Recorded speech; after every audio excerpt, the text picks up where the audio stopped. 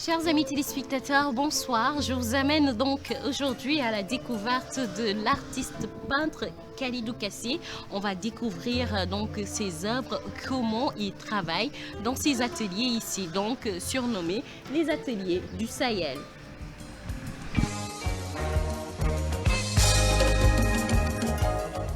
Bonjour Khalidou. Bonjour Eda. Merci de nous recevoir dans vos ateliers. Oui, c'est le plaisir est partagé. Bienvenue et vous pouvez prendre place aussi Merci beaucoup. pour qu'on puisse échanger un peu.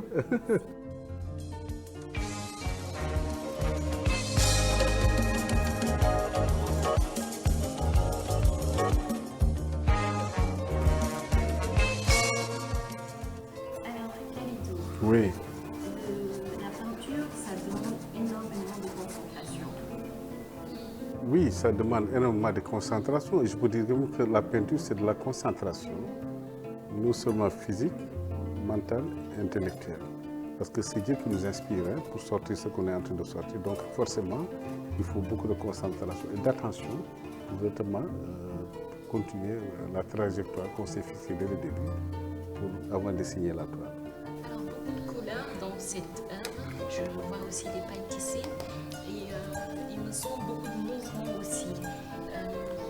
Comment s'appelle ce tableau déjà? Comment comptez-vous l'intituler? Ce tableau est intitulé Mémoire. Mémoire du temps, mémoire de l'espace, notre mémoire individuelle et collective. Parce que quand je dis mémoire, c'est parce que je veux dire que nous avons toujours en mémoire de garder des choses aujourd'hui qui sont autour de nous et qui nous servent de repère pour le futur. Pour le futur, mais aussi pour la postérité. Parce que nous avons des générations qui vont venir pour comprendre ce qui s'était passé, comment ça s'était passé. Et cette mémoire aujourd'hui nous permet de préserver notre identité. Parce que, comme on dit souvent, un peuple sans mémoire est un peuple qui est perdu. Il faudrait impérativement qu'il y ait une mémoire, la mémoire qui puisse perpétuer nos us et nos coutumes. Des bouts de paille tissée, la peinture. Alors vos couleurs, comment vous travaillez sur les couleurs? Comment se font les mélanges? Et ça, c'est peut-être des questions que les Sénégalais se posent. Les couleurs, c'est le plus naturellement possible que je le fais. Je fais les couleurs le plus naturellement possible, dans la mesure où une œuvre d'art reflète toujours la personnalité de l'artiste. Quand l'artiste peint, c'est comme un écrivain qui écrit, c'est comme un sculpteur, c'est comme un poète, je peux dire un architecte. Quel que soit le domaine de la création, on peut connaître la personnalité de ce créateur. En tout cas, dans mes œuvres, je privilégie beaucoup les couleurs terre. Donc, ce que je peux dire, les couleurs ocre, jaune, orange, rouge. Comme il m'a appelé dans le langage professionnel, les terres de sienne naturelles, les terres de sienne brûlées, les ombres brûlées, ainsi de suite. Rappelez que j'ai envie toujours de parler de l'espoir.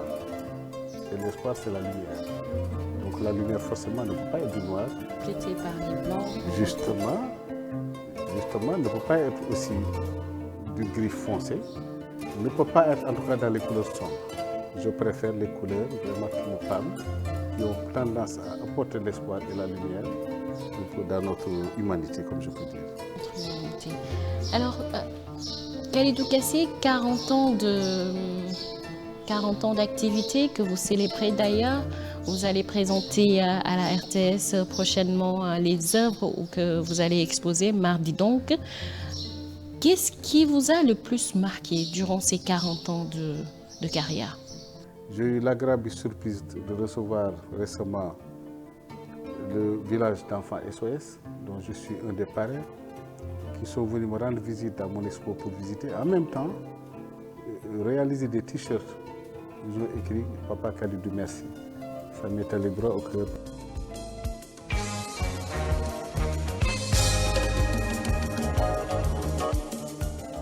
Dans votre engagement, on a vu les enfants talibés qui ont été formés à des métiers. On a vu aussi votre concours d'art que vous venez d'ailleurs de boucler sur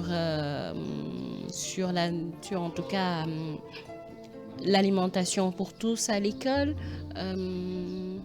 Qu'est-ce qui vous motive à travailler encore dans ce sens-là?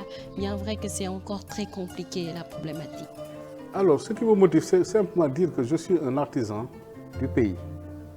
Quand je dis un artisan, je fais partie du pays. Ma mission, c'est d'apporter ma contribution pour non seulement améliorer les conditions de vie de nos populations, c'est de penser à ce que je peux faire pour améliorer les choses et non pas toujours de voir le côté négatif. Moi, je n'aime pas trop parler du côté négatif parce que ça ne rapporte rien du tout. J'aime bien dire que l'homme est le remède de l'homme. Et je me dis que notre mission, c'est de voir comment apporter notre contribution dans tous les domaines qui sont autour de nous parce qu'en Afrique, tout est urgent. Alors, 2 mots pour les artistes pour pouvoir avoir votre carrière, 2 conseils majeurs. D'avoir de la patience, de travailler durement, d'être honnête avec ce qu'ils font aussi. Parce que l'honnêteté n'est rien d'autre que dire ce qu'on pense et le dire courageusement. Parce qu'il faut prendre le temps de travailler, de faire des recherches surtout, parce que dans ce monde que nous sommes, c'est un monde de recherche. Si vous n'êtes pas dans la recherche, vous avez des problèmes parce que vous ne serez jamais à niveau. Et faire des recherches, c'est de trouver de nouveaux créneaux, une nouvelle démarche, de dire le monde contemporain avec les actualités qui l'accompagnent et d'être vraiment un artiste contemporain. Et je pense qu'être professionnel, c'est cela. Je vois tous ces ombres qui se dessinent et je me dis que certainement nos mémoires antérieures ont encore un impact sur nous. Je suis très interpellée par exemple par la couleur ocre et la couleur jaune et le noir qui peut-être transparaît. Et donc j'ai l'impression que ces mémoires refoulées parfois nous suivent. La mémoire est avec nous, la mémoire nous suit et la mémoire nous nourrit. Parce qu'il arrive des moments où vous avez l'impression de vivre un temps, vous avez l'impression d'avoir vécu ces moments-là. Ça, il n'y a que l'artiste qui peut l'interpréter dans son œuvre.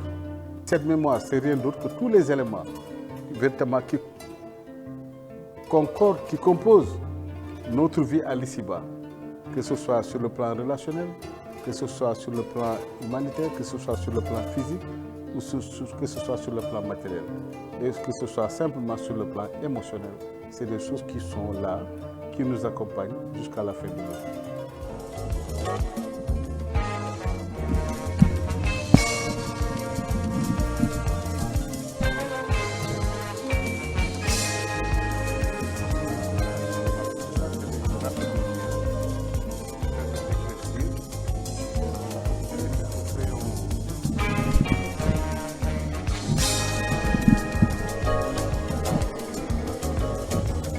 Alors, votre inspiration? Mon inspiration se passe tout le temps.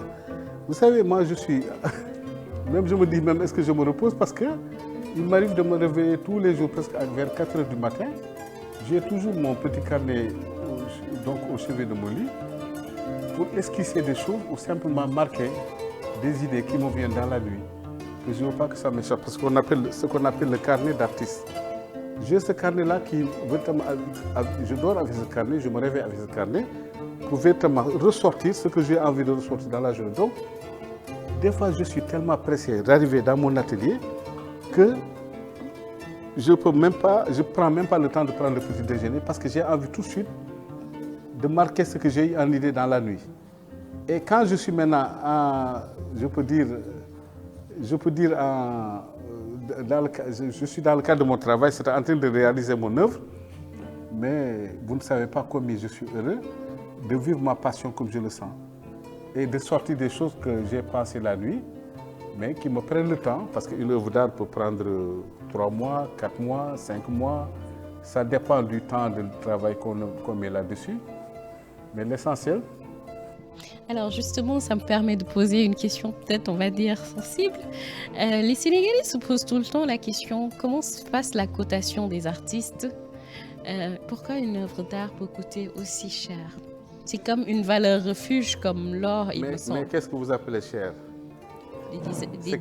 Des dizaines de millions. Mais vous savez, ici, nous sommes dévalués, les artistes africains. Parce que les prix pratiqués en Europe, si on les pratique ici, mais c'est impossible. C'est impossible parce que nous avons des problèmes d'accès à l'eau potable, d'accès à l'éducation, d'accès au savoir. Nous sommes en train de nous mettre à niveau, donc il faut qu'on accompagne ce processus en nous mettant au même niveau que nos populations. Aujourd'hui, par exemple, on dit souvent que... Un tableau de Khalidou Kassé au Bamou, il coûte combien? Oui, mais ça, je pense que pour avoir l'information, il faut aller au musée. Au musée, parce oui. que cette fois-ci, j'ai pris la mesure de mettre des prix à côté de mes œuvres. Oui. Il varie jusqu'à 100 000 euros, 150 000 euros. Et j'ai mis les prix à côté des œuvres pour montrer qu'effectivement, c'est que ça passe souvent. Nous avons cette peut-être habitude de mettre les œuvres sur les cimaises et de prendre les prix, de les mettre de côté, où ce sont simplement ceux qui sont avisés qui vont prendre la liste des prix pour comprendre ce que ça coûte. La majeure partie de la population, quand vous leur demandez combien coûte une œuvre d'art, ne peut pas vous le dire, mais ils vous diront que toujours une œuvre est chère. Oui. Mais il faut donc le côté pédagogique de faire comprendre à la population voilà ce que ça coûte.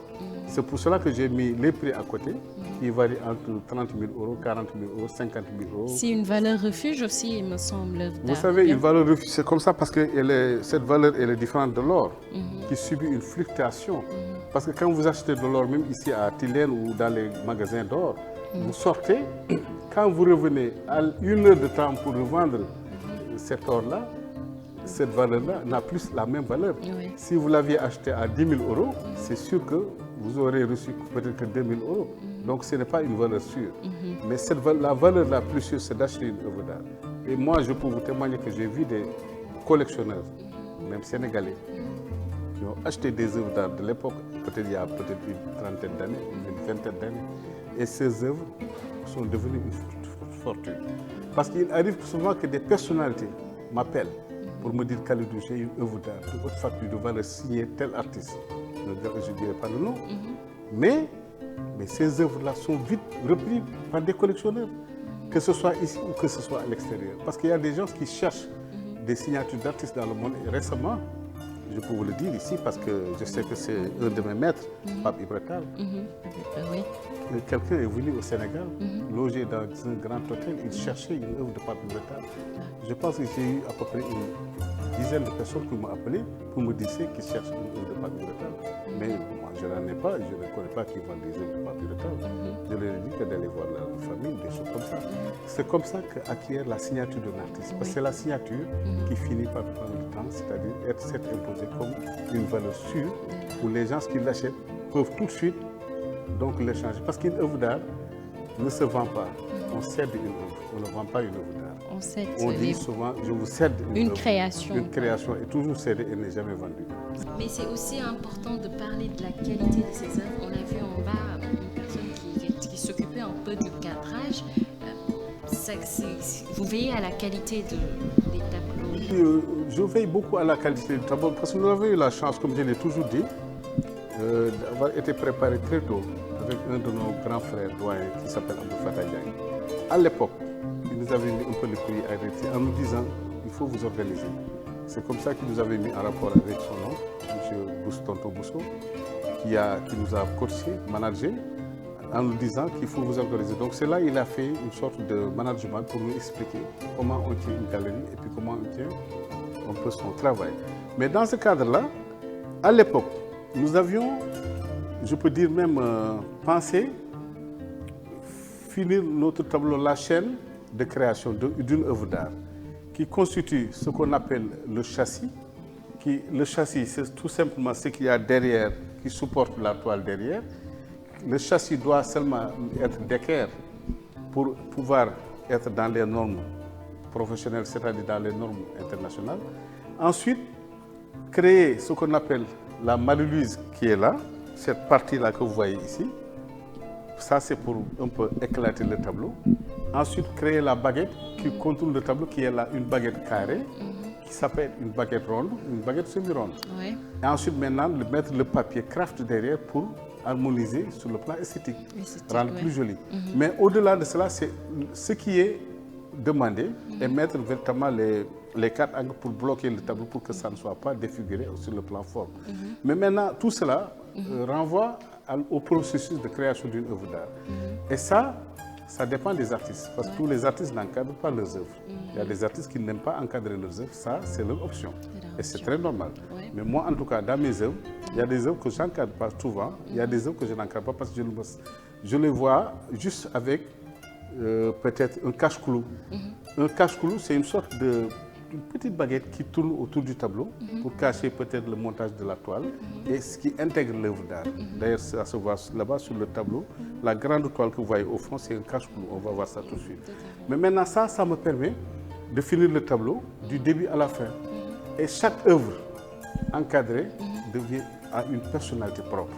C'est pour cela que je dis œuvre personnalisée, parce que j'ai fini l'encadrement, j'ai harmonisé le marron avec le fond, en mettant une couleur. Parce que ça, il n'y a pas de couleur ici. C'est juste la baguette qui est peinte comme ça. Maintenant, la baguette, la marie-louise peut être en blanc, en beige, en noir, ça dépend du tableau.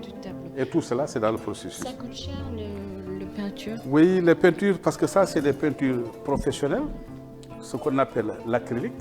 C'est des PBO. Quand vous voyez ici, c'est des PBO acryliques, opaques. C'est une peinture opaque, mais c'est des couleurs excessivement chères. Parce que c'est des boîtes qui varient entre, ça dépend, 15 000, 20 000, 25 000. Ça dépend, qui peut varier aussi jusqu'à ces prix-là. C'est comme la toile aussi, qui est une toile originale, qui peut être une toile, parce que la toile varie aussi, le montant, entre 25 000 francs le mètre carré, 50 000, ça dépend. Il y en a qui utilisent de la toile de jute, qui est moins chère. Il y en a qui utilisent aussi de la toile de lin, qui est moins chère, ça dépend. Maintenant, en tout cas, moi, quand nous étions aux États-Unis, nous avons eu la chance d'acheter nos matériels à Soho, comme je le dis souvent. Mais c'est partout aux États-Unis, dans les grandes capitales, vous avez des espaces, des immeubles de, par exemple, 8 étages. Où on ne vend que des peintures, que du matériel d'artiste. Vous voyez, tout ce que vous avez besoin, vous le trouverez sur place. Et ce qui nous a permis d'avoir connaissance à certains matériaux, où par exemple vous pouvez trouver un pinceau qui coûte par exemple 300 000 francs. Parce que le pinceau, 300 000, 350, 400, ça dépend du pinceau. Et le poil qui est mis ici, c'est une question d'option. On peut voir la tige et tout cela compte par rapport à l'œuvre d'art. Mais ça, c'est les matériaux qui tournent autour. Mais le plus important, c'est ce que l'artiste dégage, la créativité. Est-ce qu'elle correspond avec tout ce qu'on achète? Et ça, c'est le public qui peut le définir. Et donc, les habits, qu'est-ce que vous en faites finalement? Il paraît qu'ils sont très recherchés, les habits des artistes. Oui, parce qu'effectivement, je me souviens de notre frère, que Dieu l'accueille en son paradis céleste, notre ami Krembaï, Amadi Krembaï, que je dis souvent que c'est un grand maître, c'est une école qui a su marquer son temps et son époque quand il est venu dans ce monde-là. J'ai vu quelqu'un, un ami collectionneur, qui a un tableau décrété avec une de ses tenues dans le tableau. Vous voyez que l'artiste va au-delà de ce que simplement les gens, je peux dire qu'il va au-delà de la pensée, de nos créations. Et quand j'ai vu cette œuvre-là, c'était magnifique. Effectivement, tous les artistes travaillent ainsi.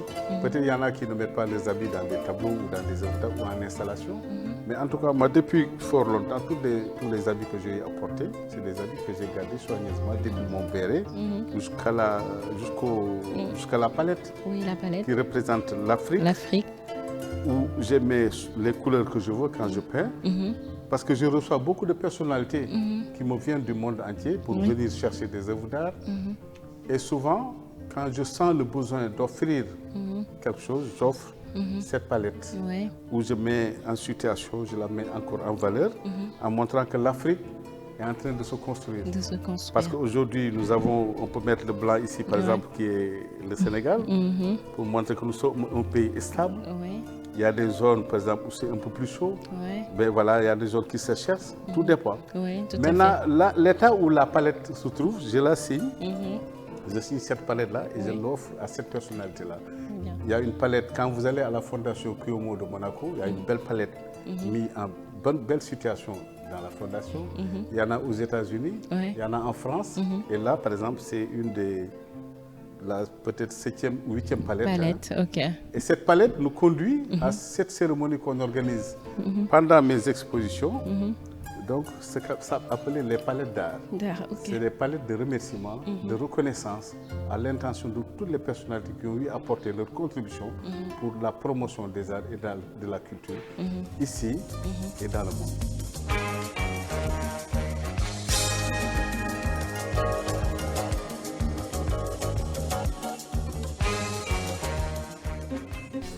Toujours de la lumière, par exemple, sur ce tableau. Oui, c'est toujours de la lumière dans mes tableaux, comme vous le voyez ici.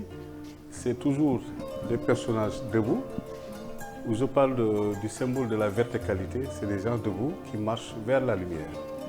Parce que marcher vers la lumière, c'est aller vers, je peux dire même, vers le bonheur, vers la paix, vers l'amour. Tout cela contribue à nous amener un monde beaucoup plus apaisé et plus paisible. Et marcher vers la lumière, voilà des personnages donc debout qui marchent pour aller vers la lumière. Donc voilà tout ça. Alors c'est une exposition dans le cadre de vos 40 ans, c'est cela? Ça, c'est des œuvres déjà que j'avais réalisées avant cela. Alors c'est toujours des œuvres de 2020, mais toujours dans la même série, de la main de l'espoir que vous voyez ici. Bon, cette main que j'ai un peu mis là, avec toujours la lumière au milieu, pour expliquer un peu ce monde aujourd'hui qui doit se tendre la main pour un peu plus de solidarité, pour peut-être nous soutenir davantage, quoi. Comme je disais encore, l'unité Garabam, quoi.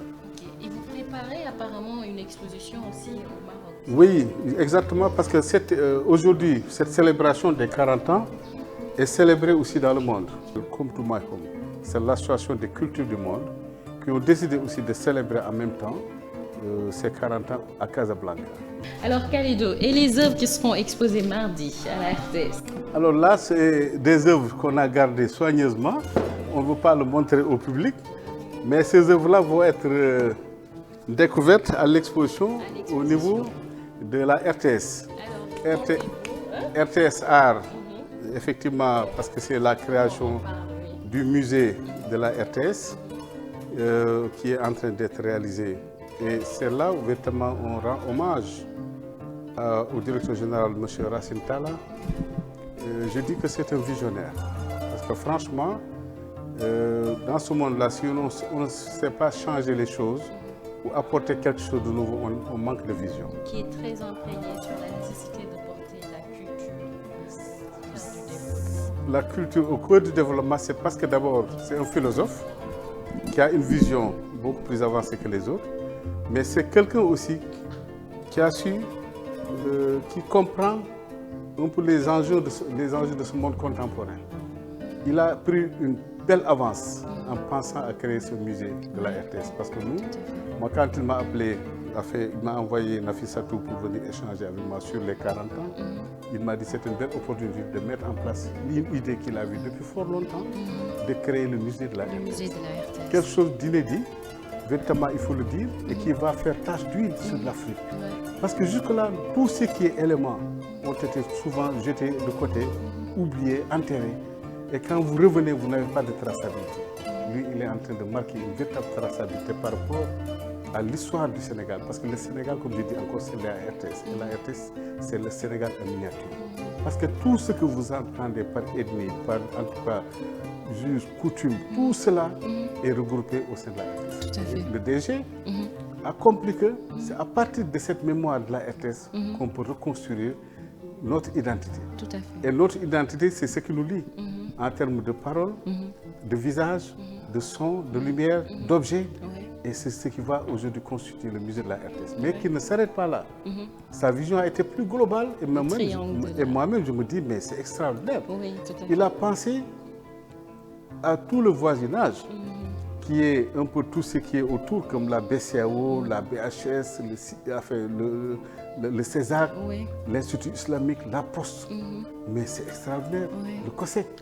Et quand il m'en a parlé, mais j'ai dit, quelle vision. Quelle vision. Et là, ça nous rassure. Et surtout, amener l'art auprès des populations. L'art au cœur du développement, l'art au cœur des populations. Et c'est comme ça qu'on peut reconstruire, c'est-à-dire notre mémoire, et je peux dire même réarroser notre passé. Réarroser notre passé, c'est d'exhumer tout ce qui a existé et de le mettre à face de la population pour dire que voilà ce que nous pouvons apporter pour les générations futures.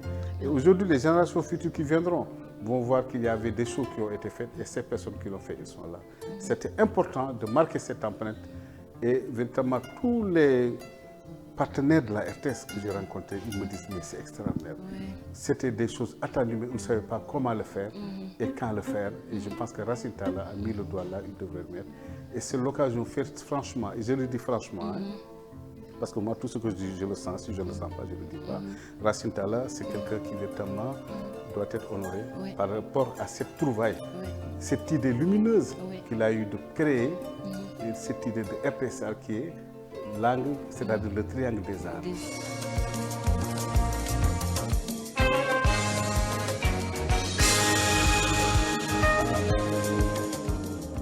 C'était un plaisir d'échanger donc avec Khalidou Kassé. Khalidou Kassé qui nous réserve donc la primeur de son exposition à la RTS. Ce sera donc mardi.